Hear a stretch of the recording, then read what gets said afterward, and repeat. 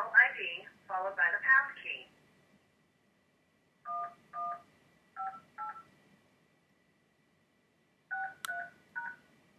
Enter your PIN followed by the pound key.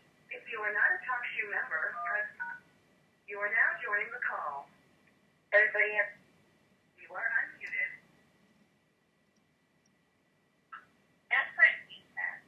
Hello? Hello? Hello? Hi, my name is JAMEEL. I was welcome to join the conference. Oh, JAMEEL. Hey, how's it going? Oh, hello. Yes. Okay, people are just getting here and everything, so we'll be starting in a couple minutes, right? Okay.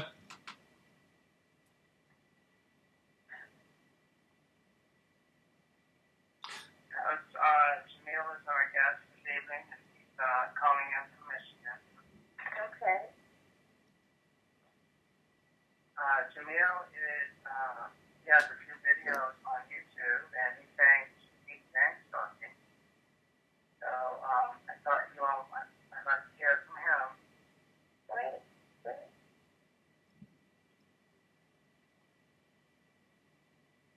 Did you want me to begin speaking, or are we still waiting?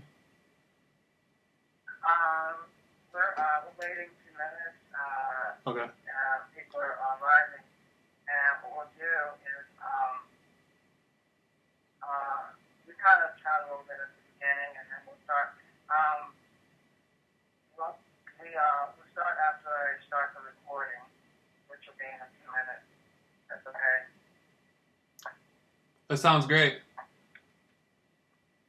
Okay, so that's great.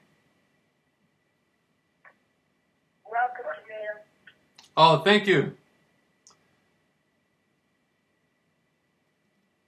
Yeah, hopefully you'll join us again on Monday evening, and become a part of the community, JAMEEL, and listen in and participate, etc. Yeah, I'd be honored. That sounds wonderful.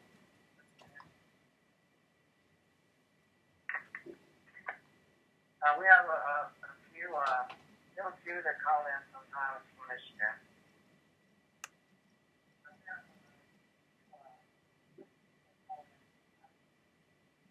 Are you around Detroit or somewhere else?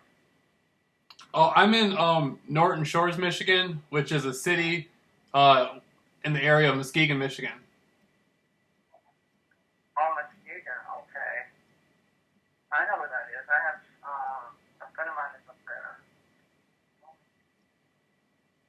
Yeah, every time I go to California, I eventually meet somebody who knows somebody from Muskegon, or there's somebody there from Muskegon. It's pretty amazing for it being such a small city. Well, I know somebody that is looking to pay somebody $50 to show them how to basically just to show them how to do email. To do email?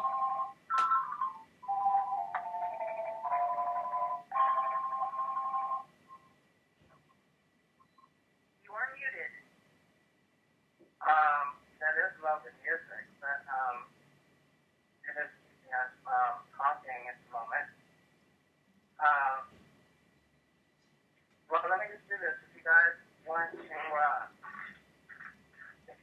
chat a minute before we start, when we start 8, I'll open your line. But JAMEEL, seriously, I do have somebody that is he has a disability, and he's looking to all you have to do is show him how to email, basically. You say email? It's real easy. That and he'll give you $50. Yeah, you have their phone number?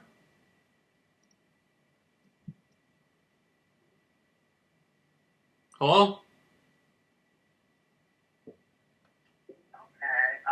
It looks like that people are still arriving. So, if anyone has anything to say, we'll more minutes, and then we'll go ahead and start the recording and start to talk with our guest, who this evening is JAMEEL RAWLS, Michigan. Any comments? You want to start 8? And probably just a couple minutes for to begin with our guest.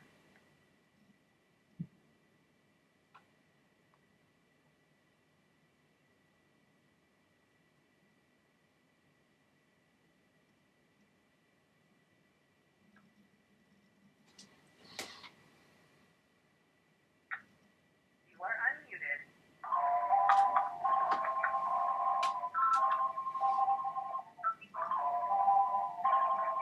Hello. You are muted. Okay. Sorry, folks. There's someone that wants to serenade us this evening with lovely music, but we do need to be able to hear our guest and to speak. So, this noise was happening in Charlie's call, and it's nice music. I could sit listening to it if we didn't have to talk. Anyway,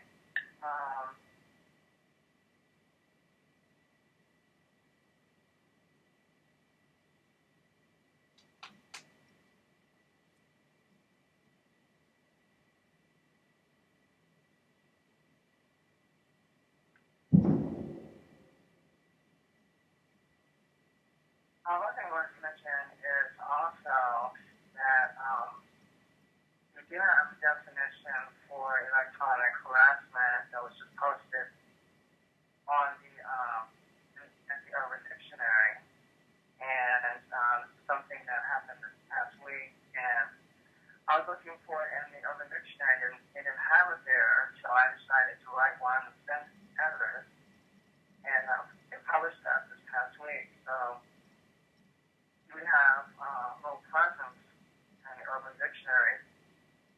So we have a little bit of validity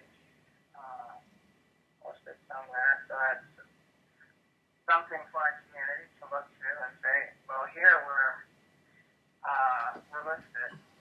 So our issues are listed somewhere, and somebody has noticed. And if you guys are ever confronted with somebody that is doubtful, you can say, oh, well, we're listed in the Urban Dictionary. All you got to do is look up electronic harassment, and you will see the definition. And that might keep some people quiet.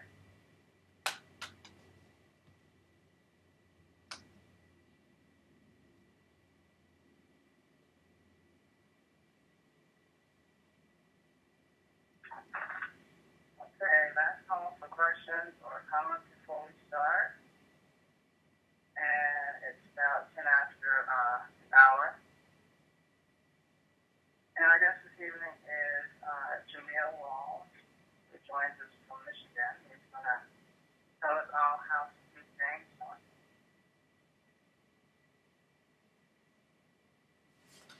Okay, are we ready? JAMEEL, if you could star 8 on your telephone, that way I'll know where you're at. Just click star 8 on your telephone. Hello? Okay, thanks. Thanks, JAMEEL. And it looks like someone named Brian has something. Yes, Brian. Oh, hi, Brian. You have a question? I have a question. I know it might sound a strange question, but does dietary nutrition play a role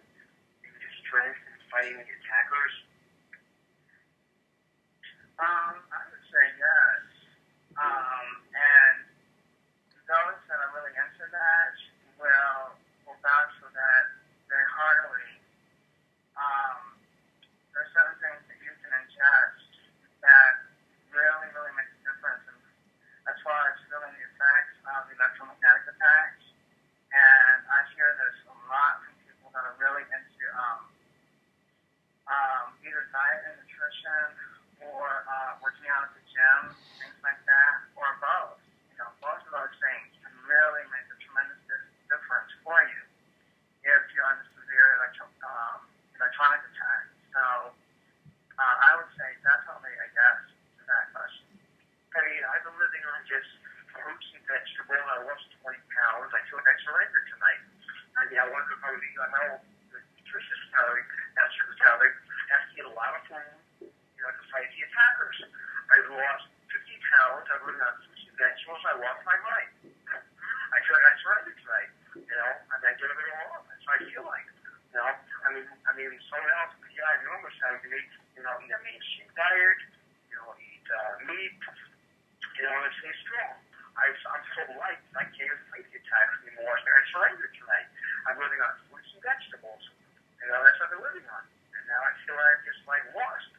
I'm so light, I can't even fight anymore. Well, you might try exercise routine because that will add to your metabolism and strengthen your system as well. So it's those that work out at the gym, they will attest that has helped tremendously in as far as endurance and so forth. So I recommend that as well, and see if that will help you. All right. Thank you. I appreciate it. Okay, you're welcome, Ryan.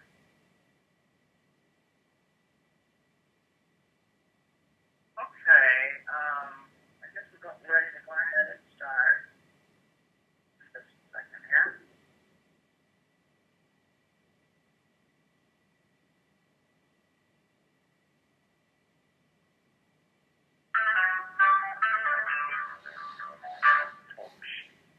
Recorded live.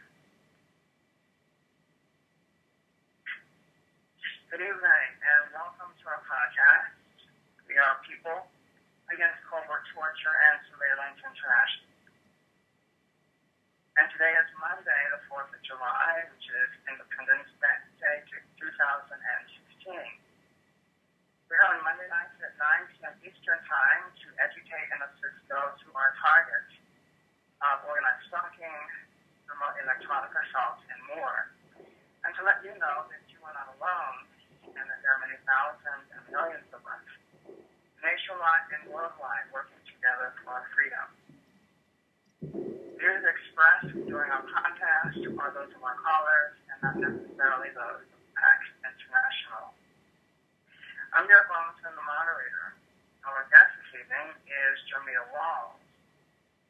JAMEEL has produced a number of YouTube videos about how he beat gang stalking. And now for some announcements. The next meeting of the Portland Support Group will be Saturday, July 9th, 2016, from 3:30 to 5:30 p.m. at the Hollywood Branch Library, 4040 Northeast Philadelphia in Portland, Oregon. The contact person is Amy, and she can be reached at amyladers@gmail.com. The Seattle Support Group will be having its next meeting on Saturday, July the 16th, from 1 to 2:30 p.m. at the Broadview Public Library, 12755 Greenwood Avenue North.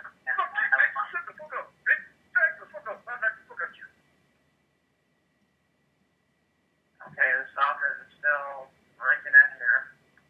Okay, to continue, the next meeting of the Seattle Support Group will be at the Broadview Public Library, 12755 Greenwood Avenue, in Seattle, Washington. The contacts for this event are Lost Hallway at 206-365-6129, and Curtis Trumbull at 817-901-870. There's going to be a TI Media Day on Saturday, July 23rd, 2016. This is going to be organized by Jameel Ali, and will be happening in Toms River, New Jersey. And this event is basically in response to the New York Times article that came out a few weeks ago. And the time for this event is 11 a.m. to 6 p.m.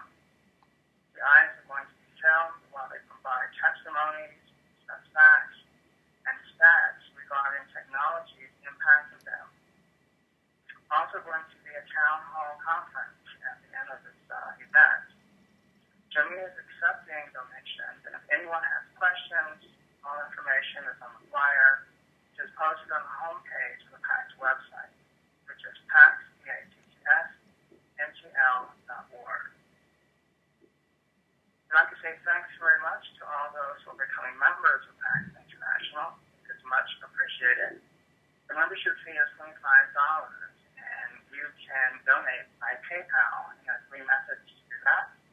You could send your donation directly to info@paxntl.org, or you can click the donate button at our website, which is paxntl.org, or there is a PayPal link, which is paypal.me/paxntl. You may also mail in the check or money order made payable to PAX International. The address is PAX International, PO Box 5405 in Hammond, California 92544. Our guest this evening is JAMEEL RAWLS from Michigan. And she caught my attention a few weeks ago with this video entitled, I Beat Gang Stalking and What You Have to Do to Beat Gang Stalking. And while watching the videos, I appreciated his direct yet disarming approach to stalkers. He walked up, addressed them directly in a non-confrontational manner, which diffused the fear and tension they attempted to create around him. He was even able to neutralize some of his stalkers who had been given false information about him. These tactics have made him safer, and he now feels comfortable walking anywhere, near or far from his home, even though surrounded by perpetrators. So at this time, we welcome to our program JAMEEL RAWLS to tell us more about his methods and how you can become free from your stalkers on this 4th of July, Independence Day holiday. So at this time, JAMEEL, if you could, let's see, well, you press start date, so let me just unmute your line here just a second. You are unmuted. Okay, JAMEEL, are you there? Yes. Okay, JAMEEL, welcome to our program tonight. And thank you for being here and joining us for this edition of our Money Life podcast. I'd like to ask you first if you could tell us basically how you first became aware that you were being stalked. Okay. And I'm very honored to be speaking tonight. Well, tonight for me, today for you, because I'm in Michigan. But I had went through a series of conspiracy research that had went on for years, and it wasn't until the last couple of years that I did a bunch of interviews with celebrity, quasi-celebrity type figures in the conspiracy world, and thousands of people had heard these interviews, and little to my knowledge, I didn't know that the interviews were going to attract the attention of the secret societies in the world.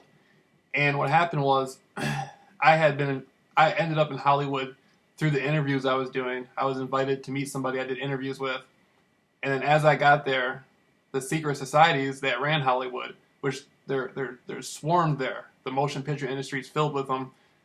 They were observing me the whole time. They wanted to know, was I actually going to be able to bring down a certain level of deception in the things I was talking about. I was talking about Jonestown, the Manson family, and many other subjects. And the powers in Hollywood were directly behind these subjects. And the story that the public has about these events is false, and the real story is something much different. And they knew that I knew a lot more than I was supposed to know. And so I was put in a life-death situation, and it was a flip of the coin. And at the last second, for whatever reason, they decided to let me go. This was in Hollywood at Motel 6 off Whitley and Hollywood Boulevard. And I had seen the people watching me. I mean, everything was set up. I didn't know anything. It was until the last second that I looked around and discovered there was something wrong. And people were placed in the right places. This was my life. This wasn't gang stalking. This was a life-death situation. At that point, I walked up to one of the men who was ringleading it and looked him in his face. He got on his cell phone and said something in code.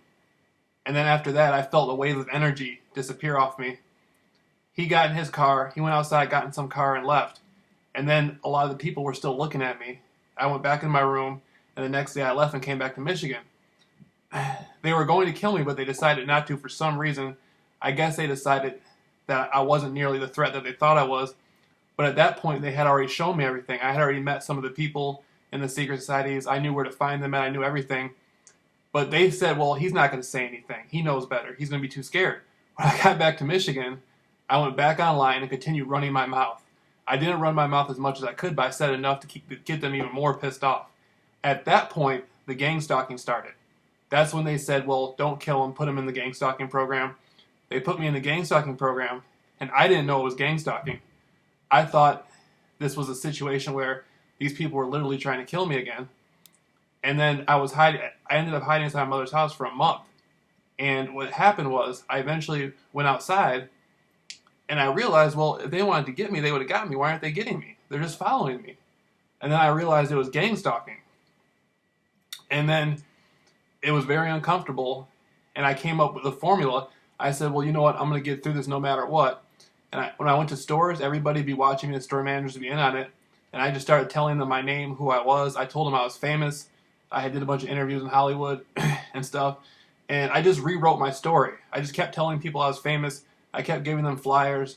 Everywhere I went, I did this over and over and over and over again, to the point to where like 80 to 90% of the gang stalkers actually had smiles on their face when they saw me. People start looking forward to seeing me. You know, it became a joyful thing. And it became like, I felt like a little kid in a candy store. They like to use females. There's certain females I'm attracted to. They'll use those types of females.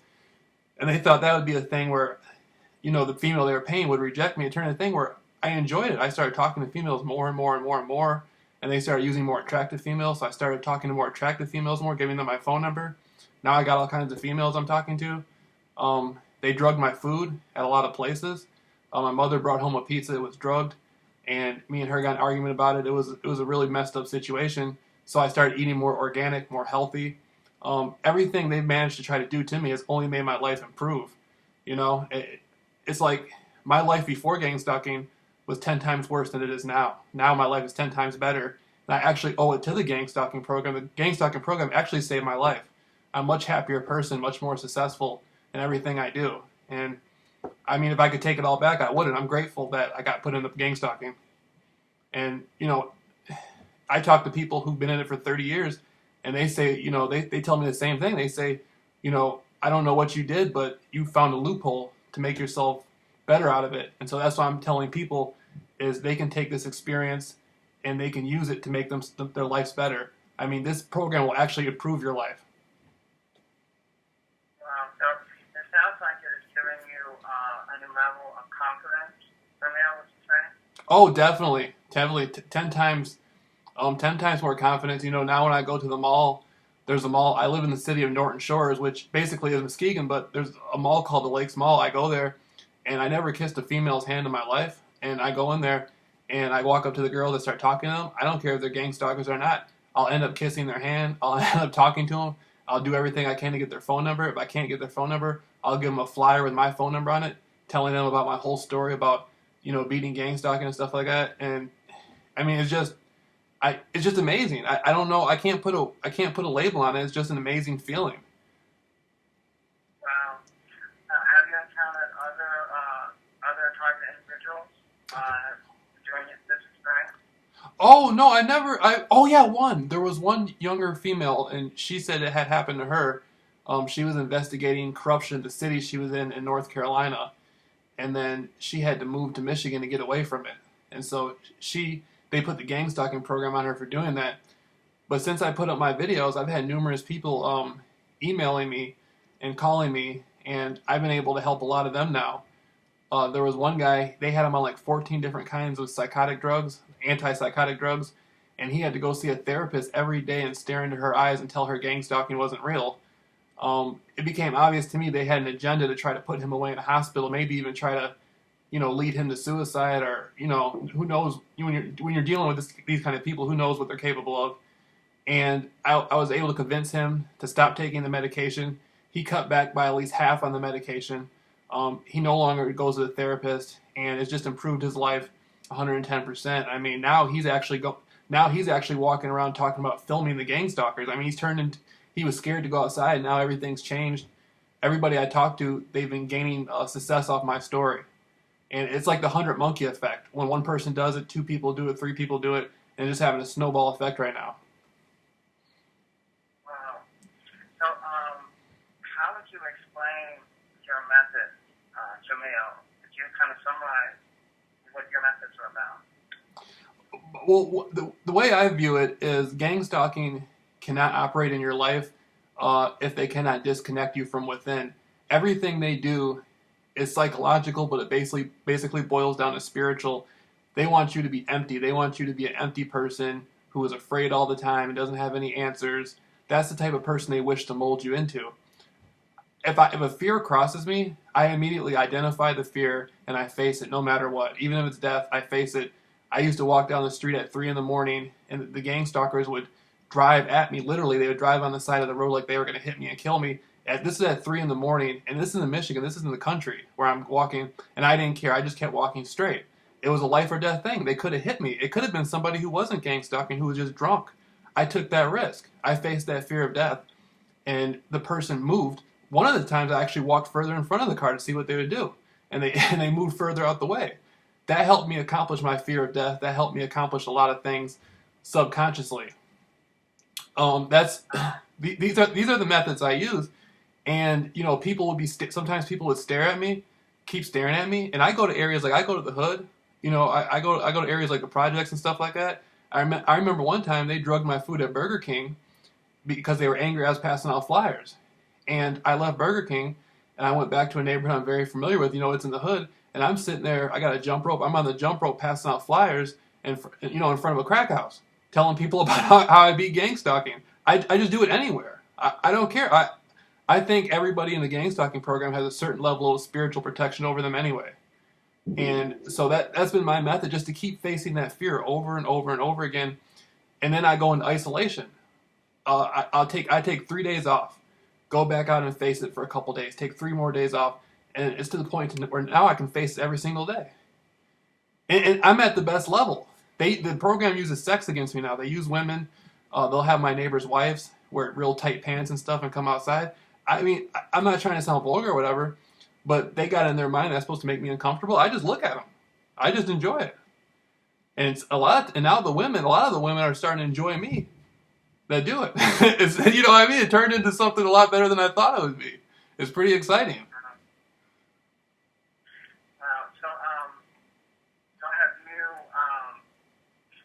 Have you had feedback from people that have tried your method? Have you had people call and email you about, you know, how it has changed your life or anything? Yeah, well, the method that I use to face the fear is very versatile because each person that is being targeted within the gang stalking program, they're different people, and so the strategy that the program uses against them is different. And so on an individual level, my friend of mine, Steve, who's beating the program right now, they try so many different things against him that they never tried against me, only because it's going to work against him. And I've been telling him how to do it, how to grind through it, how to face that fear. And they had him to the point where he was inside the house all the time, afraid to come out. And I told him, man, get out of the house. Go anywhere. Go to the park. Go somewhere. And as he started leaving the house, people would mimic him in public. And I told him, face the mimickers. Talk to them. And he started talking to his mimickers. And they started running away from him. He realized they're more afraid of him than he is of them. The people in the gang stalking program are actually more afraid of you than you are of them. The people who work for it. If you go, there's been a lot of times where they'll pick a guy who will look like he just got out of level 4 prison, and he'll be in his car looking at me. I walk up to him, tell him my name, tell him everything about me, tell him to Google me, and 9 times out of 10, he looks more afraid than me. And some of the times I'll actually make friends with these people. Like, we'll shake hands and talk, and, you know, it's actually a thing where I'm creating a stronger bond with the gang stalkers than what the program has with them. They like me more than they like working for the program now. And that's the method I'm using, is just being positive and facing the fear, being positive and facing the fear. And it'll work for you no matter what if you apply it. You just got to apply it. Look at what they use against you and apply it to that, and it'll work.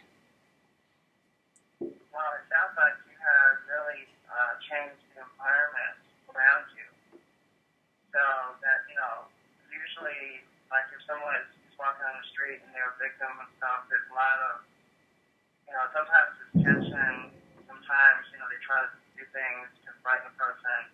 So it sounds like you have actually reversed that environment. Oh yeah, I've had it. They've used the police on me. I was in Phoenix for a couple weeks. They'd have the cops pull up on me and flash their lights at me, and I started waving at the cops, and the cops actually started liking me. They were expecting me to have some angry reaction or some, quasi-violent reaction or pretend like I'm, all tough and they can't do nothing.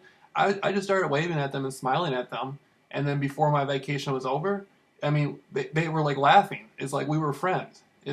Even though they were still gang stalking me, there was no animosity, and this changed my relationship with the police. I respect the police now a lot more than I did before, because through this I realized they're just people like me. Yeah. And then they tried to... Oh, I'm sorry, go ahead. I didn't mean to cut you off. No, I was going to say they've tried to use gangbangers against me. And a lot of times the gangbangers would approach me.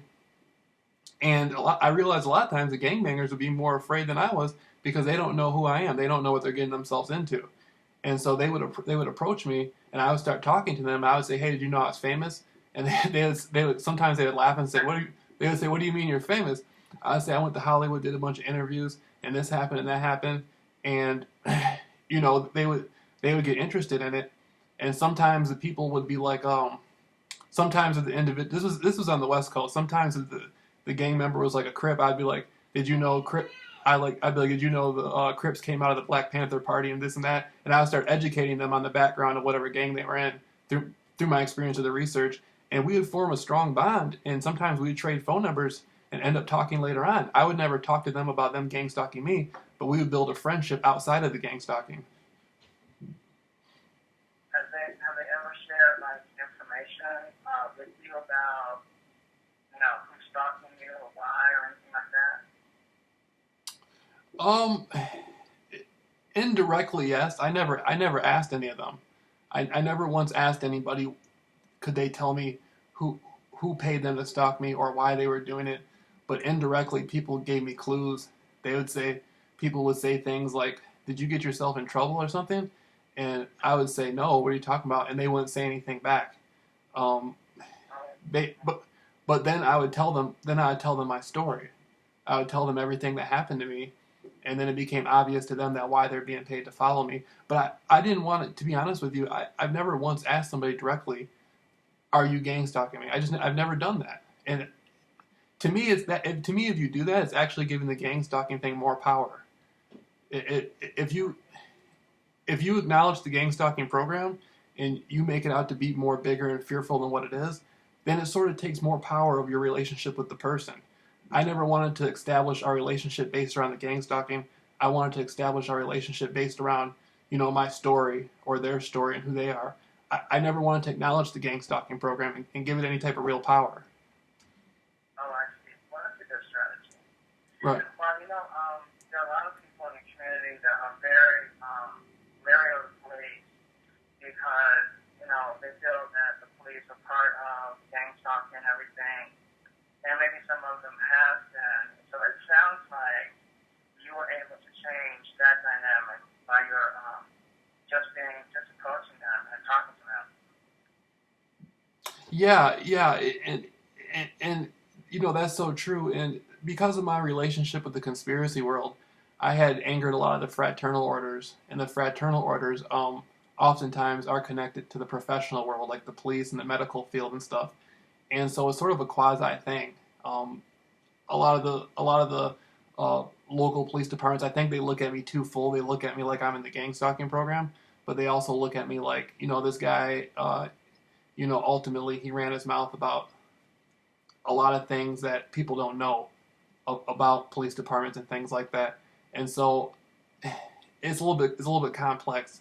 I get watched by two groups. I get watched by the gang stalking, and then I get watched still by the fraternal orders and the secret societies.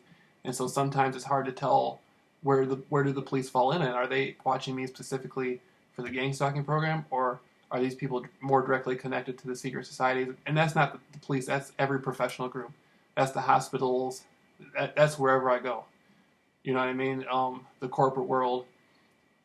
A lot of people might not believe this, but one of the groups I had offended were actual real Nazis. after World War II, a group of Nazis had come into the Americas. It's known as Project Paperclip, and I had angered these people, and so a lot of times there's second generation, third generation relatives of these Nazi families who came into America, and they seem to have been extremely agitated by the things I was talking about regarding them, and they watch me closely as well, along with the gang stalking program. So sometimes I don't know if this is a gang stalker or is this one of the secret societies. I mean, it can go both ways. What about the electronic attack? Could you share with us your experiences with that? The electronic attacks, it seems that they have 2 or 3 different forms of it. Sometimes it'll be a thing where they want to heat you up, like it's very, you feel like you're hot, like they heat you. Another time, I think it's some sort of attack on your consciousness, like they try to mess with the way you think and the way you interpret information around you. I know they have attacks like radiation attacks where they can make you sick, kind of woozy, like you feel like you're going to pass out. And what this made me do is start exercising. I exercise every day on a jump rope, and I've lost a lot of weight so far. When I started doing the jump rope, I can only do it regular. Now I can do it on one foot, on each foot. I can run in place. I can do a bunch of stuff, and this has changed my cardiovascular system. This has changed everything about me, the way I think. Everything's changed as I start exercising, and these attacks, when they do come, they're not nearly as powerful now. Something about exercising, drinking a lot of water, exercising. I don't mean to sound kind of vulgar, but I think sexual activity has a lot to do with it too. People who are less sexual, I think it can bother them more. I think the more sexual you are, you have a partner or whatever, I think that's healthy. I think that's very healthy. Like I wasn't talking to women very often. Since I've been talking to women more and exercising more, I mean, the electronic harassment, the effect of it has gone down a lot. I don't even know what's happening sometimes when it does happen. That's how potent my resistance has gotten to it. Okay, so it sounds like you have a very good routine. Actually, we had a question about that earlier, so I'm glad that you were able to reinforce that information. Right. Okay, well, Jameel, thanks so much for sharing, all of your experiences, because it sounds like you have a well-rounded program of defense against what they're doing. And this is something that we all can learn from, people, especially electronic victims, that are dealing with a lot of heavy attacks. And these are some of the things that I think, what you've outlined here, that might help some people that are having a difficult time right now. Is there anything else that you'd like to say before I open the lines to callers? No, I just want to again encourage people just to have a positive outlook and to be as healthy as they can, and just if anybody ever wants to ask me anything, even after tonight, later on, if anybody's free to contact me, and before, that's all I want to say before you open the phone to callers. Okay. Well, if you'd like to give an email address or something, how people can contact you, that would be fine. And then, in case people are not able to get to their question, we hope that everyone will have a chance to speak. So, this time we're going to go ahead and open the line to the caller. We're talking with JAMEEL RAWLS, who has a number of videos on YouTube called How I Beat Gang Stalking. And he's been sharing with us some of the methods that he has used to basically overcome a lot of the fear, a lot of the anxiety, and a lot of the psychology that's associated with group stalking, and even some of the electronics that are used against it. So, if you'd like to ask questions of Jameel, you may start 8 at this time as we begin our discussion.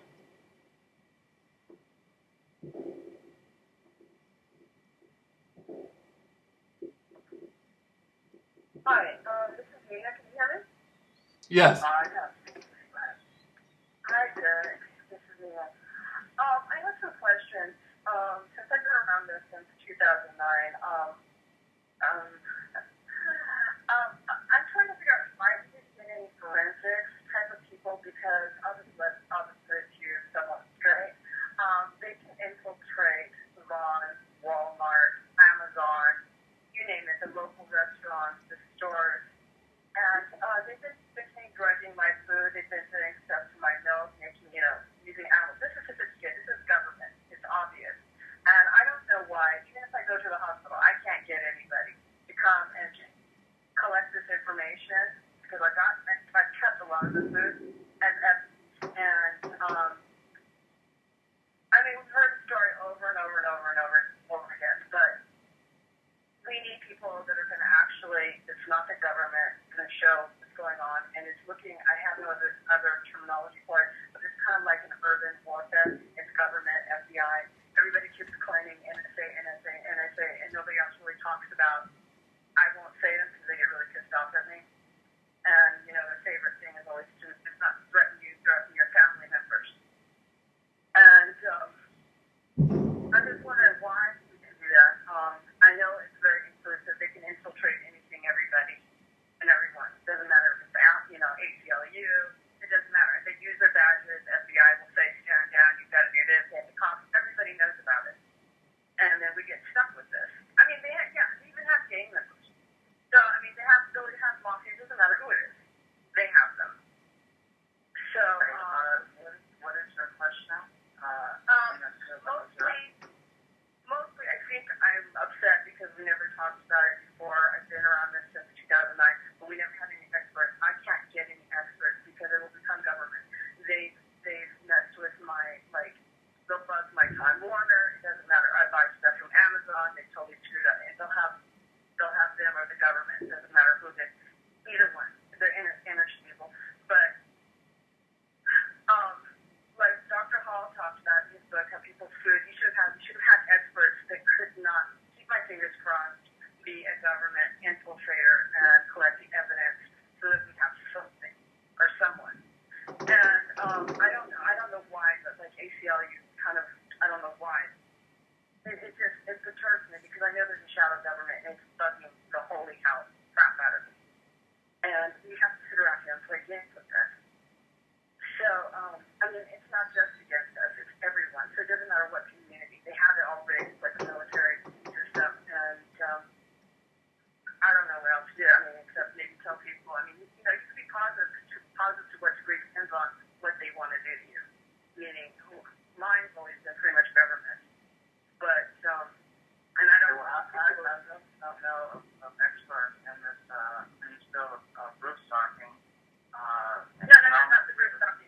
For the food, when your food is being tampered with, it's being drugged and everything else with it.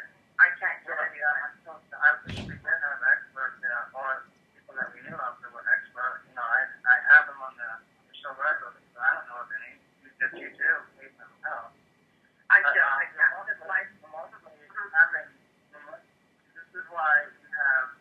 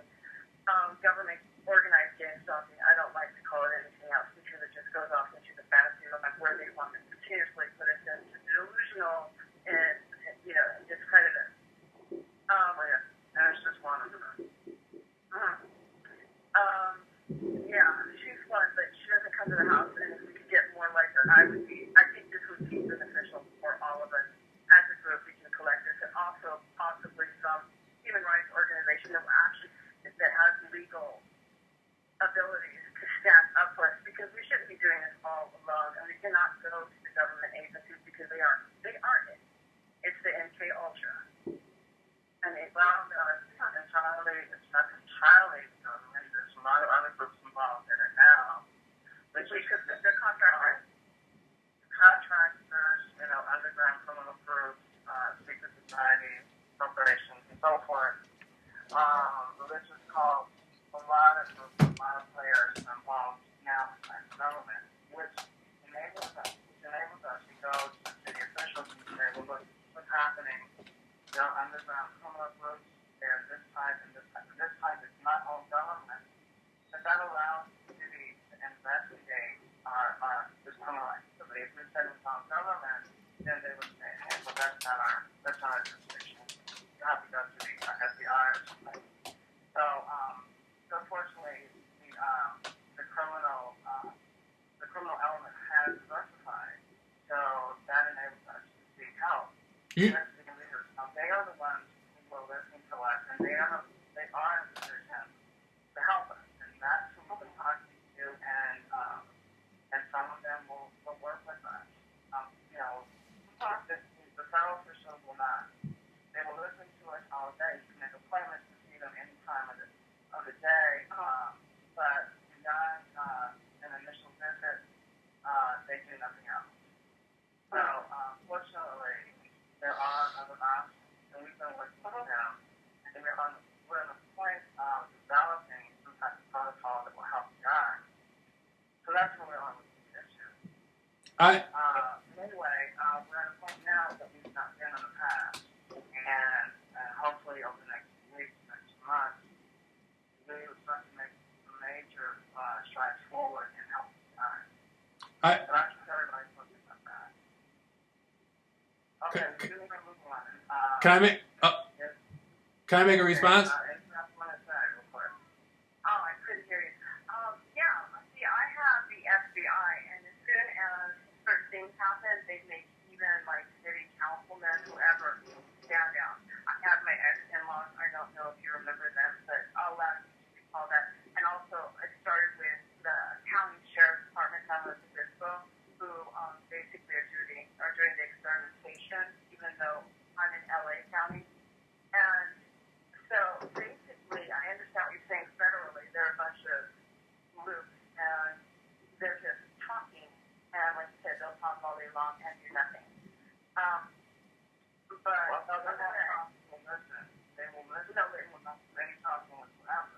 You will talk, and they will talk, and there was nothing. Okay. I'm not sure, but they can also get hurt by the program.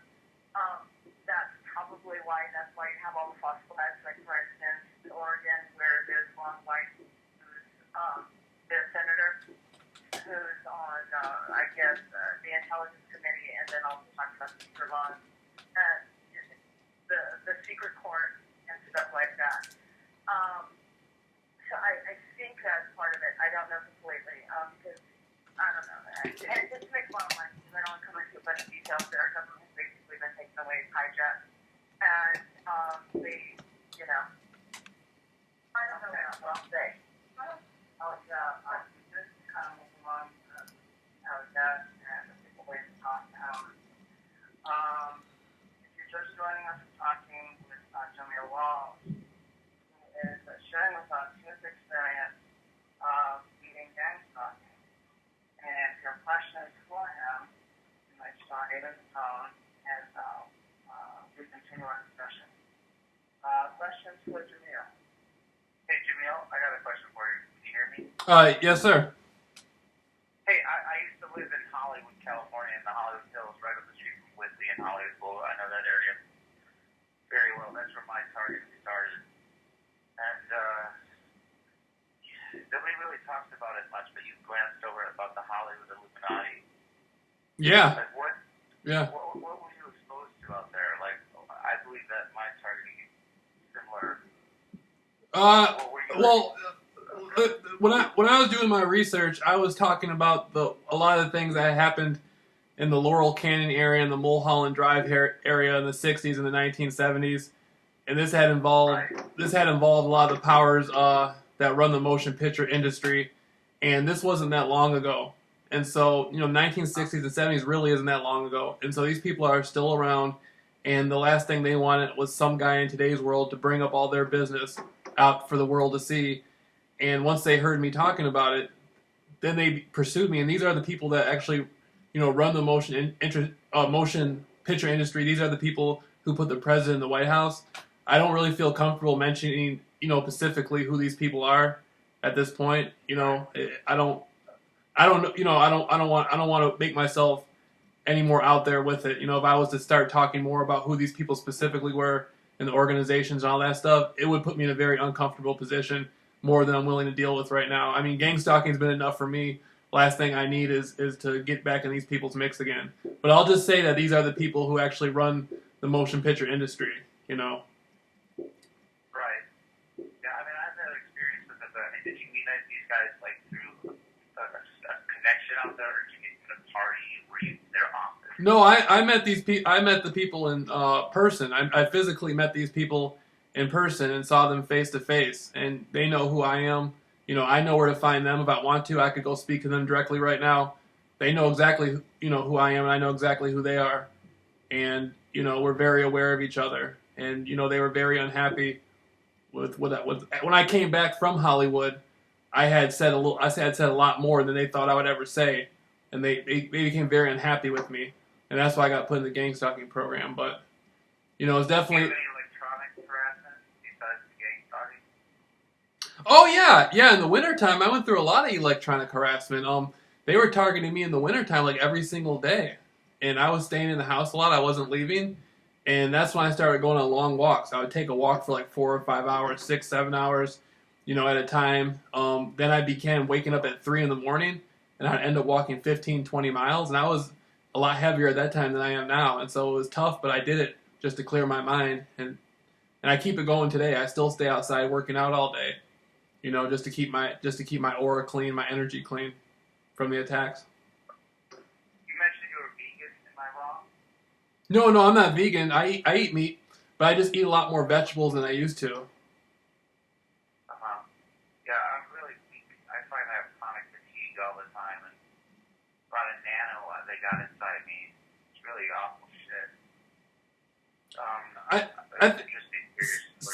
Sex will help you. I'm serious. If you like me, like me, I'm into like thicker women, like thicker built women. And the program they've discovered that I like that, and they started throwing all those women in my face. And then what it did, it just turned me in like hypersexual. And I try to be with like a woman every single night, and it's helped me. That's changed everything for me. Sexual activity has helped me beat the program by at least 50%. I mean, I'm not exaggerating. I mean, I'm serious, man. I believe it. I totally believe it. I used to be hypersexual, and they took that away from me. Now it's like I haven't had sex in quite a while. And it's like so mundane. Yeah, just to hold a female and like touch her and kiss her and stuff like that, and the warmth and all that stuff. That'll the program, they want you to be alone. They want you to be empty. They want you to be afraid. Just being around women and like kissing them and touching them, it'll help you immensely. Do you deal with any B2K issues? The B2K, is that the radiation or like the voice to skull? You know what? I've never experienced that. That's the thing I'm most interested in the voice to skull thing, because I've never heard a voice in my mind or anything like that. And I've sat there and just paid attention to my thoughts, and it's never been from any outside thing, but I meet people all the time who have it going on. Yeah, it started like a year into this, or I don't know. Whatever I got into it in Hollywood is different, I think, than yours, but pretty horrendous shit. Yeah, but they bring helicopters on me. I live next to an airport. You know how they use the lights on you in broad daylight? You can walk down the street and they'll have the cars with the headlights on. Yeah. I can go outside. At times they would have like 20, 30, 40 cars come, and I started waving at the cars, blowing kisses at the girls in the cars. Then they would bring out the helicopters. They would bring out airplanes, and the airplanes would have lights on them. I mean, it got to a point where it got so crazy, man. It became just funny. I had to laugh at it. It was so crazy. And, I've been through intense stuff. I've never had the voice to skull, though. You don't deal with any depression I did for a long time. I was very depressed in the wintertime. I was extremely unhappy. And then... You said they put you on antipsychotic drugs or something, or your friend? Oh, no, not me. I've never been on antipsychotic drugs. It was another guy named Steve. He's going through gang stalking right now. And they had him on antipsychotic drugs trying to make him believe he was delusional. He wasn't being gang stalked. And he gets... Tried to do that with me. Yeah, he gets the voice. You got to talk to Steve, man. I'll be able to... You should email me at JAMEEL_RAWLS@gangstalking@gmail. I can hook you guys up to talk. He's going through the voice to skull really tough right now, man. And, you know, they told him he was crazy and everything. And you know, they basically were trying to put him away in a hospital. Yeah, I know how that is. I told the doctors I was exposed to nanotechnology and they put me away in the hospital. Yeah. It's really sinister. The whole system is designed to be against you. Yeah, and the thing is a lot of people don't know why they're targeted. Like, I specifically know why I'm targeted, you know, but a lot of people get targeted and it seems like there's no real reason for why they're being targeted. That's the thing that's bothered me. Right. I understand. Yeah, I understand both. It's crazy. Oh, hello.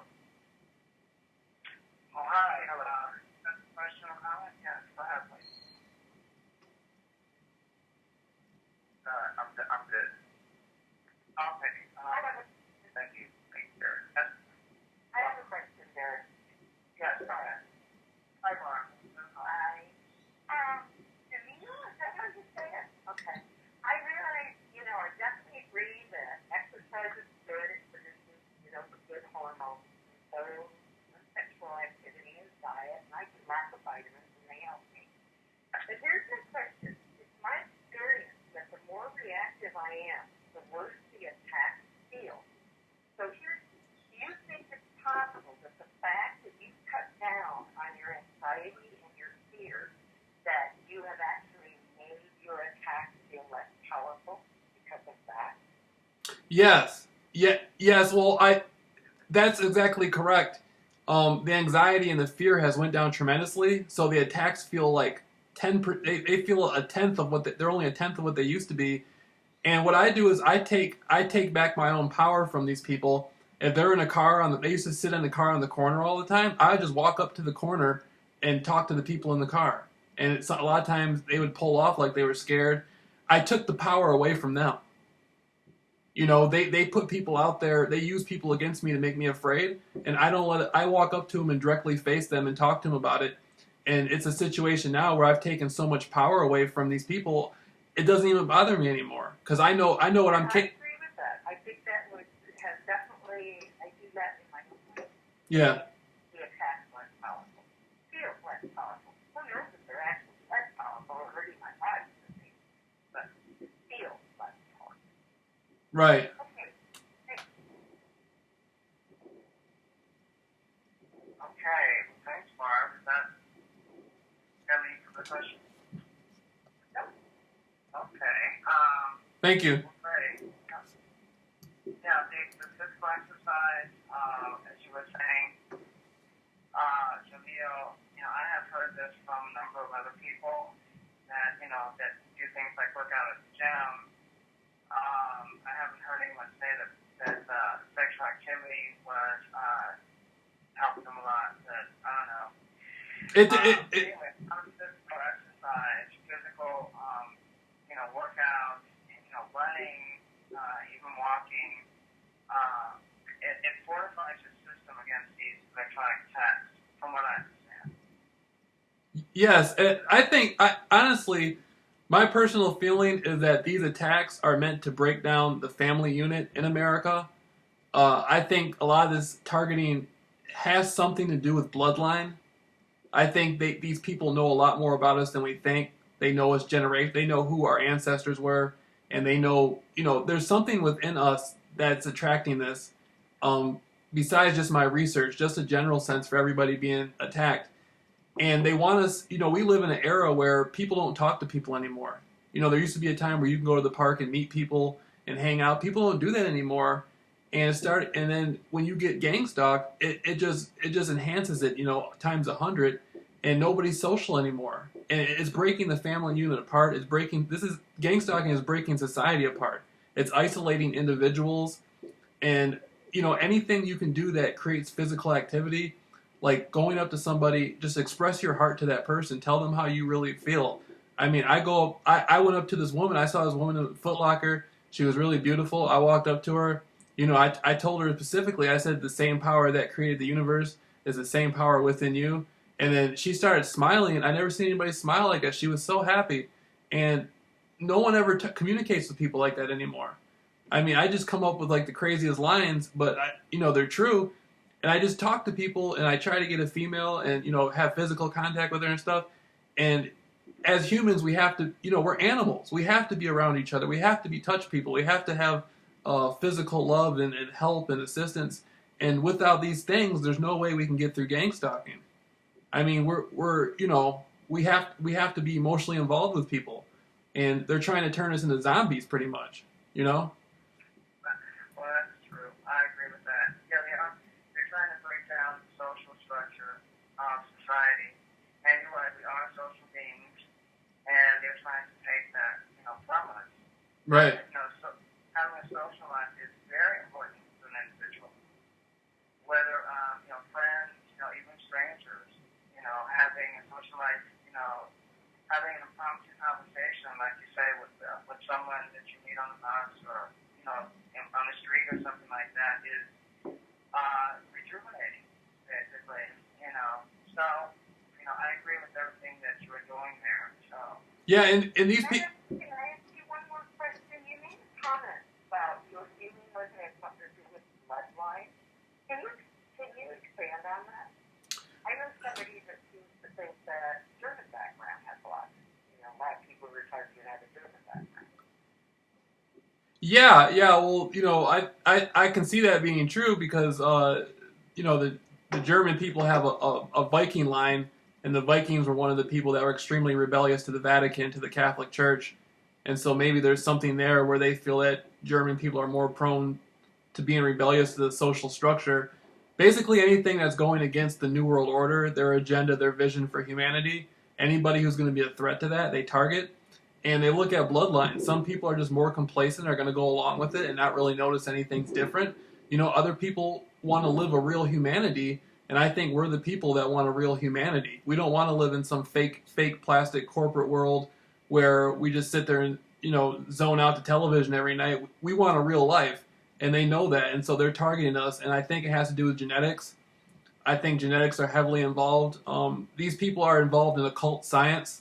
They're into some dark stuff. The people who run the corporate world, the billionaires, they're deeply into spiritual stuff. They're not Christian, angelic, or good Muslim people or good Jewish people. These people are deeply involved in the dark stuff. And I'm not trying to give that any power. I'm not saying these people have any spiritual power over you. That's not what I'm saying. But their mindset is so anti-human that it's frightening. And for people like us who are fully human, there's something about us that's terrifying them. And I do think it has to do with our genetics, our genes, and that has to do with spirituality. I don't know how to break it down. I haven't really studied it. This is from years of my conspiracy research and from years of listening to different perspectives in the alternative research field, and then going through gang stalking. And there's something very terrifying about us to these people. Like we're a threat to what they're doing. They have this big agenda, and we're a threat to that. And it looks to me like genetics and spirituality are the key. Okay, well, you have an excellent strategy, Jameel, and that it basically is the reverse of their strategy. And I think if more of us would adopt this program, we'd be a lot better off. Let's see. More questions for Jameel Rawls that we're talking with tonight. One from Washington, one from New York. Hi, questions. Welcome to the call. Questions for Jameel Rawls. Washington, one. I came in late, but I heard that citizen here. What is that to do? The sexually transmitted disease notwithstanding, have you considered monogamy? Because you're talking about the family group,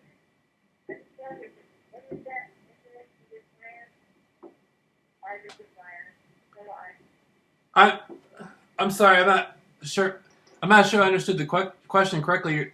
You're saying because of sexually transmitted diseases, what would I think about monogamy?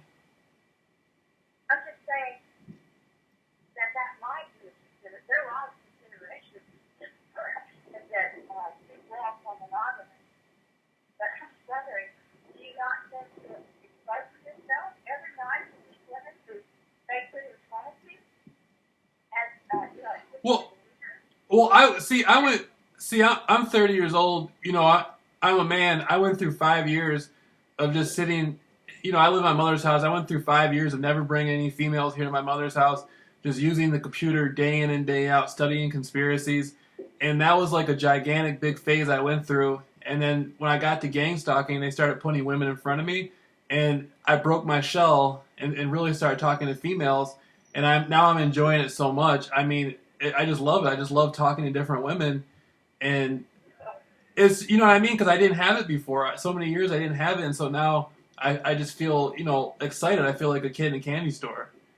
And well, at the moment, I think you're right.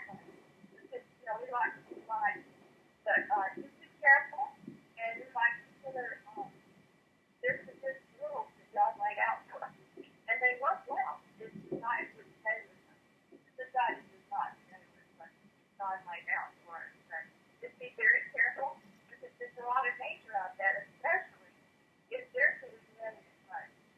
You know what I mean? yeah, and you're so right. I believe people should keep themselves protected from disease as much as possible. And I'm so thankful for that advice you gave me. You're so right. I mean, I'm enjoying myself, but I'm not trying to overindulge, and I appreciate that. That could become a trap for you, Jameel. You need to kind of think about that. Right. Okay, questions for Jameel?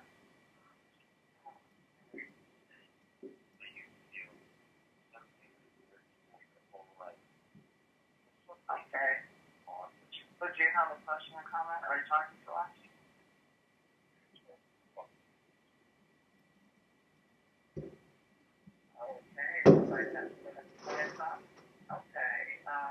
I didn't even hear what he said. I just heard him say "fuck" something at the. Oh, excuse my language. I heard him swear at the end, and so. Yeah, I'm not sure what he was talking about either. Okay. More questions for Jameel Rawls. If you do, star 8 on the phone to join the discussion.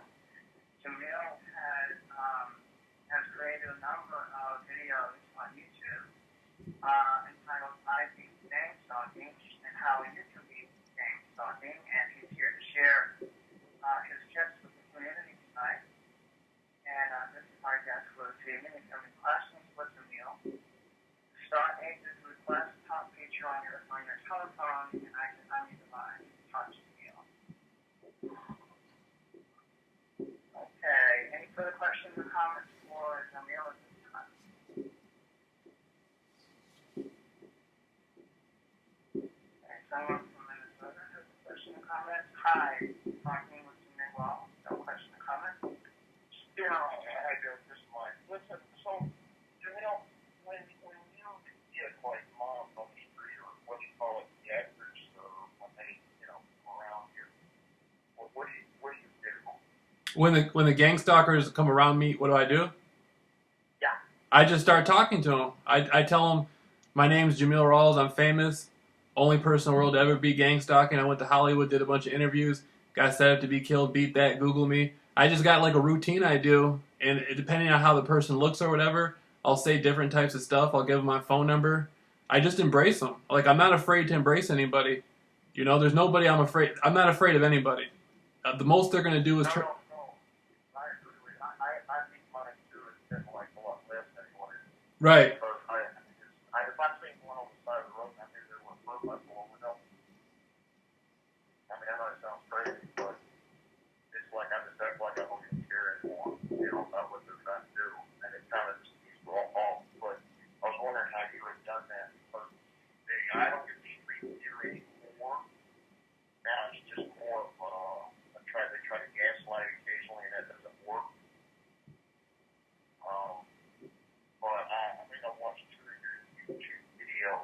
Yeah. You said something about you only surrounding yourself with successful people. Yeah. I even right now, the people who are being targeted. There's a guy named Sid Jackson. He's like he's an extremely talented martial artist, and right now he's covertly having his food drugged, to keep him from competing in martial arts. I mean, he's extremely successful. You know, I'm in contact with him right now. Anybody I can talk to, I get a lot of emails from people who still look at my research, and some of them are doctors, some of them are lawyers and stuff that want to talk to me privately. I think once you place yourself around a circle of success, it motivates you to be better. You know, I don't go to people. I know people who sit around and smoke weed all day and drink beer all day. I don't want to be around those people. I want to be around people who are trying to, going to college, people who are trying to excel in life, people who are going to keep me committed to being a better person. You know, I don't like to be around people who don't have a plan. Okay, I like that. Right. Okay, thank you. Okay. Thanks, Mike.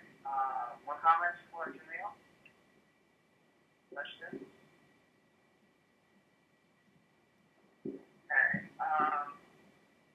Looks like we're wrapping up this portion of our call for this evening. And Jameel, I just want to say thanks very much for joining us. And it's been very informative. And I'm sure that those who are listening have gotten some ideas for their own situation. So I appreciate your being here and sharing with us tonight. Yeah. Thank you so much. I just want to say I don't have anything I don't really have anything going for me that somebody else can't do. Anything I'm doing, anybody else can do. You know, I'm just a very simple person that lives in Michigan that got to where I got to where I'm being gang stalking, but there's nothing miraculous about me. I'm just an average person like anybody else. Okay. Well, great. Well, we all have things to share with the community, and we are here to learn from each other. We basically always have the moment. So, and we are just very valid, and these are things that we also learn from in terms of dealing with the stalkers, basically, and giving me some things to think about in terms of how I react to what they do and stuff like that. So I appreciate all of your videos, all of the advice and tactics that you shared with us tonight. Very helpful, I believe. So thank you so much for joining us, Jameel, and please come back and be with us in our community, and we can still learn a lot from you. So I appreciate everything that you're doing.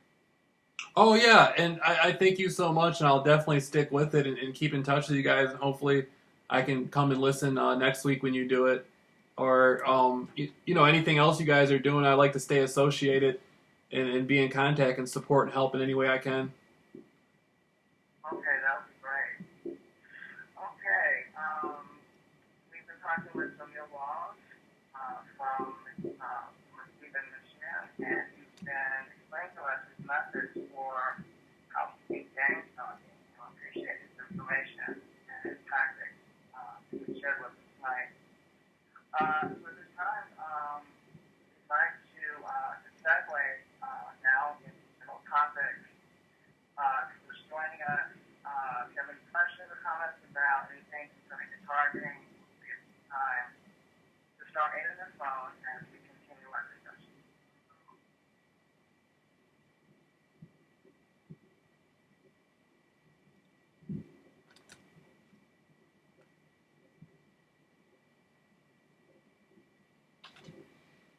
Boy, worldwide. JAMEEL RAWLS Worldwide Human Rights Conferences, boy.